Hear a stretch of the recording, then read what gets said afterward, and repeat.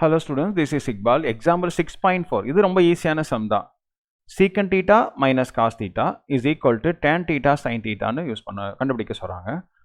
So first நம்ம LHS வந்து எடுத்துக்கலாம். LHS is equal to secant theta cos theta minus cos theta.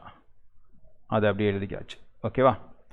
நம்ம ஏற்கனவே சொல்லியிருக்கோம் secant theta அப்படின்றது cos theta உடைய ரெசிப்ரோக்கல் தான். அப்போ secant thetaவை நம்ம வந்துச்சுனாவே நம்ம என்ன பண்ணிக்கலாங்க cos 1 by cos theta னு போட்டுக்கலாம். சரியா? ஸோ அதான் இங்கே போடுறேன். secant thetaக்கு பதிலாக 1 by cos theta minus cos theta. இந்த மைனஸ் cos theta. இங்கே LCM எடுக்க போகிறேன். 1 இந்த மைனஸ் அப்படியே இருக்கும். cos theta into cos theta என்னவாயிடும்? cos square thetaவா மாறுமா?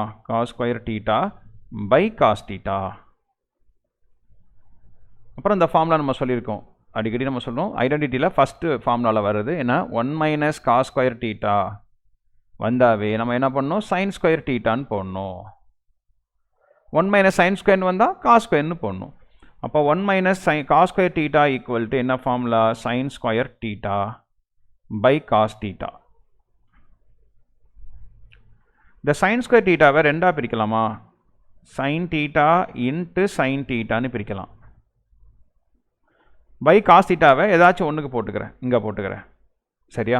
ஏன் அப்படின்னா அந்த ஆன்சர் வந்து இங்கே டேன் தீட்டா வந்துருக்கு பாருங்கள். ஏன்னா மூணாவது ஃபார்முலா இங்கே யூஸ் பண்ணுறோம். என்னென்னா sine theta by cos theta equal to tan theta. இது நாங்கள் ஏற்கனவே இன்ட்ரோடக்ஷனில் சொன்னது தான் பாருங்கள். அதே தான் திருப்பி வரும். சாரி,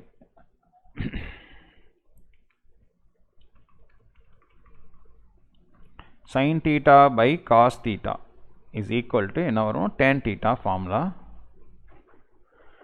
ஸோ இந்த இடத்துல சைன் பை காஸ்க்கு பதிலாக நான் என்ன பண்ணுறேன்? டேன் தீட்டான்னு போட்டுக்கிறேன்.